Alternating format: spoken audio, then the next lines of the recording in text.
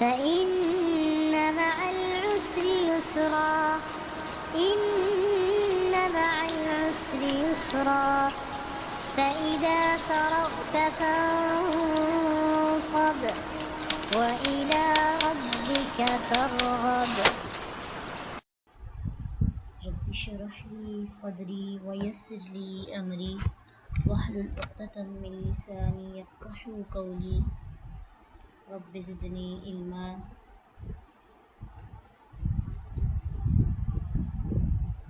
Chapter number 11 level 2. الحمدللہ آپ کا لیول 1 کمپلیٹ ہو گیا اور آج سے ہم لیول 2 انشاءاللہ شروع کریں گے. فعل ماضی اور مضارع کے بعد سب سے اہم ٹاپک جو ہے وہ ثلاثی مجرد کے 6 ابواب ہیں جس کو ہمیں سیکھنا ہے اور سمجھنے کی تھوڑی کوشش کرنی ہے. اس سے پہلے تھوڑا سا دیکھتے ہیں کہ جب فعل ماضی ہم نے پڑھا تھا تو اس سے ہم نے فعل ماضی کے 3 باب دیکھے تھے. ماضی وہ ہے جو پاسٹ کے بارے میں ہوتا ہے، یعنی جس پاسٹ کے لیے لایا جاتا ہے.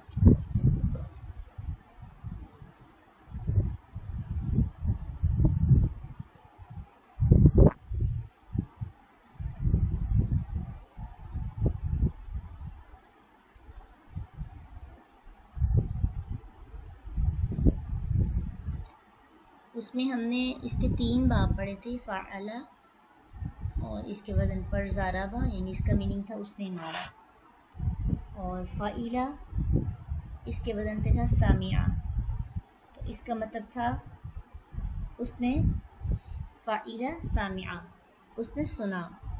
پھر فعل ضعفا، وہ کمزور ہوا. فعل فعل فعل، فعل ماضی کے 3 اوزان ہم نے سیکھے تھے. عین کلمہ فتحہ کے ساتھ، عین کلمہ کسرہ کے ساتھ اور عین کلمہ ضمہ کے ساتھ. اور اس کے برعکس فعل مضارع سے تعلق رکھنے والے کچھ افعال یفعلو کے وزن پر تھے، کچھ افعال یفعلو کے وزن پر تھے، کچھ افعال یفعلو کے وزن پر تھے. یفعلو کے وزن پر یفتحو، اور یفعلو کے وزن پر یضربو، یفعلو کے وزن پر ینصرو. 3 ماضی کے سیکھے، 3 مضارع کے سیکھے. اور آپ کو یہ بھی بتایا گیا تھا کہ عربی زبان کے اندر جو تبدیلی آتی ہے وہ سیکنڈ لاسٹ کلمہ پر آتی ہے، یعنی عین کلمہ پر. بیسکلی اس کے روٹ ورڈ فاعین نام ہے، اور اس کا جو سیکنڈ لاسٹ کلمہ ہے عین، اس پر جو ہے تبدیلی آ رہی ہے، آپ دیکھ سکتے ہیں. ابھی ہمارے پاس 3 ماضی کے 3 مضارع کے، یہ تین جو ہے ہمارے پاس اوزان ہے، اور انہی کی مدد سے پھر ہم ابواب بنائیں گے. ٹھیک ہے، انہی کی مدد سے ہم نے 6 ابواب تیار کرنے ہیں. ابواب بابن کی جمع ہے، اور باب کہتے ہیں دروازوں کو. آسان الفاظ میں ہم یہ کہہ سکتے ہیں کہ ان کی مدد سے ہم نے ثلاثی مجرد کے 6 دروازے تیار کرنے ہیں، 6 گروپس بنانے ہیں.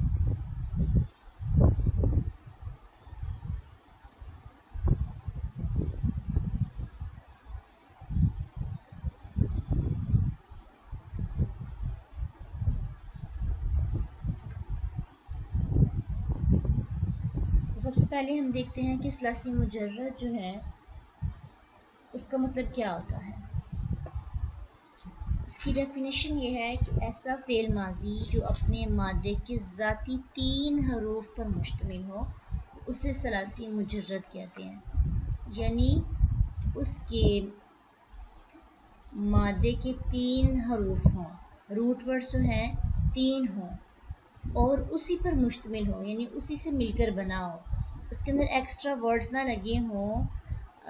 دیکھیے ماضی کی اور مضارع کی علامتیں تو لگیں گی ساتھ، لیکن اس کے علاوہ اس میں کوئی ایکسٹرا ورڈز نہ ہوں. تو اگر 3 ہی ان کو نکال کے ماضی اور مضارع کی علامتوں کو نکالنے کے بعد اگر 3 ہی حروف پر فعل مشتمل ہو تو اس فعل کو ثلاثی مجرد کہتے ہیں. ثلاثی مطلب ثلاث کا مطلب ہوتا ہے 3 اور مجرد ویسے اگر اس کو انگلش میں دیکھیں تو بیچلر کو کہتے ہیں، جسے عام ہماری زبان کے اندر بیچلر کہتے ہیں جو گوارا ہوتا ہے. تو اسی طرح یوں سمجھیں کہ افعال کی دنیا کے اندر یہ حصہ جس میں کوئی اضافی چیز ایڈ نہ کی جائے اس کو کہیں گے مجرد، اس پورشن کو. ہمارے پاس کچھ اگزامپلز ہیں، جیسے کہ آپ نے قرآن میں اکثر پڑھا نازلہ. نازلہ بھی ہے اور انزلہ بھی ہے، یہ دونوں فعل ماضی ہیں اور دونوں واحد مذکر غائب فعل ماضی ہیں. یعنی اس کا صیغہ دونوں کا صیغہ صحیح ہے، سیم ہے، دونوں کا زمانہ سیم ہے، دونوں کا روٹ ورڈ بھی سیم ہے، نون زا لام، لیکن ایک میں الف ایکسٹرا ہے. تو اب ان کی میننگس میں تبدیلی آئے گی، لیکن ان کی گروپس میں چینجنگ آ جائے گی. ایک ثلاثی مجرد ہے، ایک مزید فی ہے. تو جو نازلہ ہے وہ ثلاثی مجرد کا ہے. کیوں؟ کیونکہ اس کے اندر جو روٹ ورڈز ہیں وہ 3 ہیں اور وہ 3 ہی پر مشتمل ہے. اگر ہم مزید آگے گردان بنائیں گی نازلہ نازلہ نزلو نزلت نزلتا نزلنا، تو اگر انزلہ سے بنائیں گے تو یہ انزلہ انزلہ انزلو. اس نے اپنے ساتھ کچھ ایکسٹرا ورڈ کو ایڈ کیا اور اس کی مفہوم میں تو تبدیلی آئے گی، لیکن سب سے پہلے ہم لفظ پہ رہتے ہیں. جیسے قرآن کے اندر آپ ایک لفظ دیکھتے ہیں غافرہ، یہ بھی فعل ماضی ہے. استغفر یہ بھی فعل ماضی ہے. اب دیکھیں بیسک روٹ ورڈ تو غین فا رہا ہے، لیکن جس کے اندر روٹ ورڈز کے 3 حروف موجود ہوں گے وہ ثلاثی مجرد ہوگا، اور جس کے اندر ایکسٹرا ورڈز لگ جائیں گے، جیسے استغفرہ میں الف اور سین ایکسٹرا اور تا بھی لگا ہے، تو یہ پھر ہو جائے گا مزید فی. تو ابھی ہم ثلاثی مجرد افعال کو سیکھیں گے. اتنی آپ کو سمجھ آئی ہے کہ جس میں جیسے آپ نے جمع پڑھا تھا نا، تو جمع مکسر میں آپ پڑھ رہے تھے کہ اگر واحد کی ترتیب ختم ہو جائے تو اسے جمع مکسر کہتے ہیں. جمع سالم جس میں واحد کی ترتیب سیم رہے. تو اس میں یہ ہے کہ جس میں روٹ ورڈز موجود ہوں بس، اس کے علاوہ کوئی بھی ایکسٹرا ورڈ اس کے ساتھ اٹیچ نہ کیا جائے تو اسے کیا کہیں گے؟ ثلاثی مجرد. اس کے 6 ابواب ہوں گے. ثلاثی مجرد کے 6 ابواب ہوتے ہیں، اور یہ جو ابواب ہوتے ہیں نا، جو باب ہوتے ہیں، یہ ماضی اور مضارع سے مل کے بنتے ہیں. ابھی تک آپ نے اوزان پڑھے تھے، تو اب ہم نے ابواب پڑھنے ہیں. تو ہر باب کے 2 سٹیپس ہیں. فرسٹ سٹیپ پر ماضی کا صیغہ ہوتا ہے، سیکنڈ سٹیپ پہ مضارع کا. تو یہ دونوں مل کر ایک باب بناتے ہیں. ٹھیک ہے، پہلے باب پہ ماضی کی ڈائی ماضی کا وزن، دوسرے باب پر مضارع کا وزن لگائیں گے، تو یہ ابواب جو ہیں وجود میں آئیں گے. تو سب سے پہلا جو باب ہے ثلاثی مجرد کا، پہلا دروازہ، اس کو پراپر اردو میں دیکھیں، فعل ثلاثی مجرد کا پہلا ڈور، پہلا دروازہ. یہ 6 یاد کر لیں گے تو پھر ثلاثی مجرد کا جب بھی کوئی آئے گا تو آپ کو پتا ہوگا کہ ان میں سے کسی ایک کے انڈر آ رہا ہے. پہلا ڈور کیا ہے؟ فعل یفعل، یعنی ماضی کا صیغہ فعل ہوگا اور مضارع کا وزن کیا ہوگا؟ یفعل. یعنی دونوں پہ عین کلمہ کیا ہوں گے؟ عین کلمہ پر فتحہ ہوگا.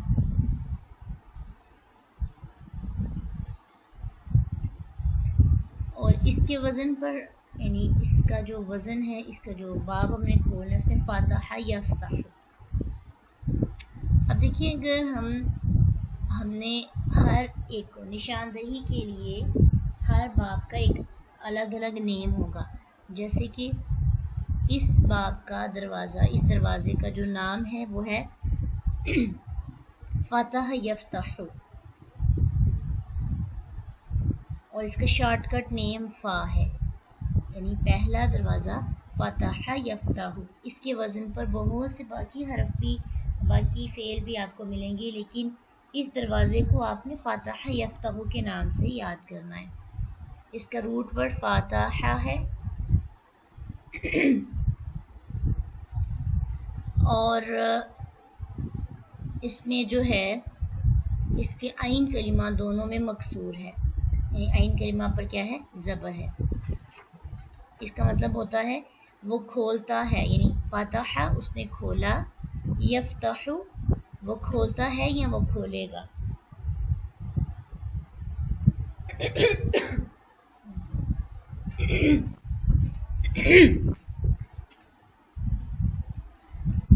فعل ثلاثی مجرد کا دوسرا دروازہ، دوسری دروازے میں پہلے یعنی ماضی کے اندر تو عین کلمہ پر زبر ہی ہوگی، لیکن مضارع کے اندر عین کلمہ کے نیچے زیر آ جائے گی۔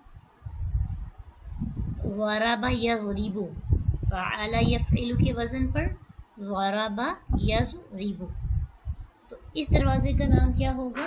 ضرب یضرب، اور شارٹ کٹ نیم ضاد، اور کمپلیٹ نیم ضرب یضرب۔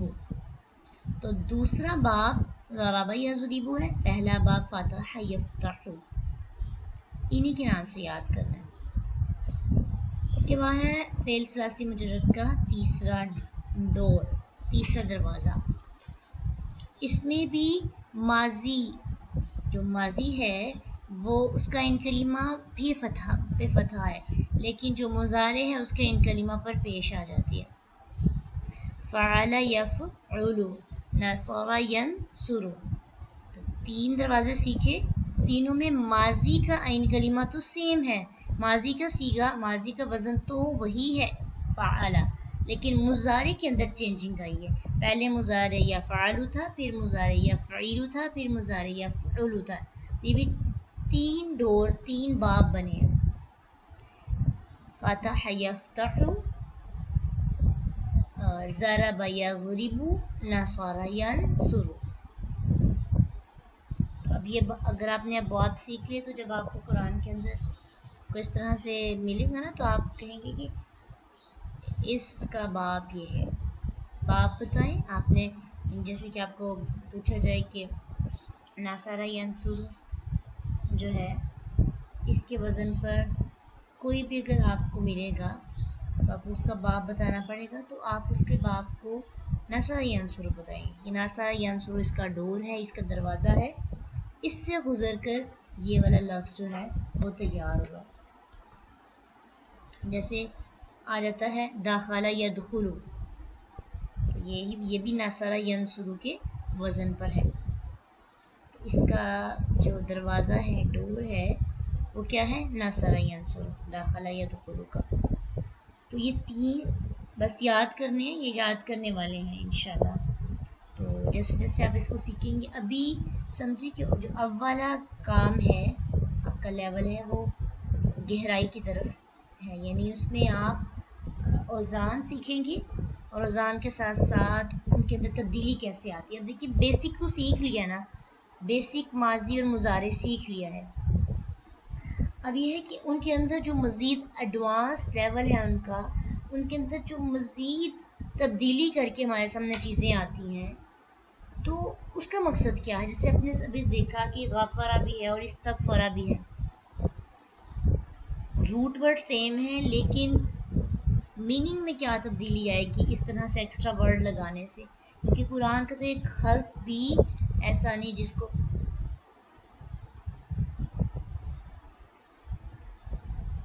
بغیر وجہ کے لایا ہو، ایک زبر بھی، تو یہ اگر ایکسٹرا لفظ لگائے جاتے ہیں، حرف لگائے جاتے ہیں، تو ان کے اندر کیا پیچھے تھیم ہے، ان کا کیا ریزن ہے، یہ بھی انشاءاللہ سیکھیں گے۔ ثلاثی مجرد میں تو کوئی تبدیل، کوئی ایکسٹرا ورڈز نہیں ہے، اس لیے ہم اس کو سیکھ رہے ہیں اس طرح سے، لیکن جب مزید بھی سیکھیں گے تو مزید بھی کے اندر ایک ایک وزن کی خصوصیت کو انشاءاللہ زیر بحث لایا جائے گا۔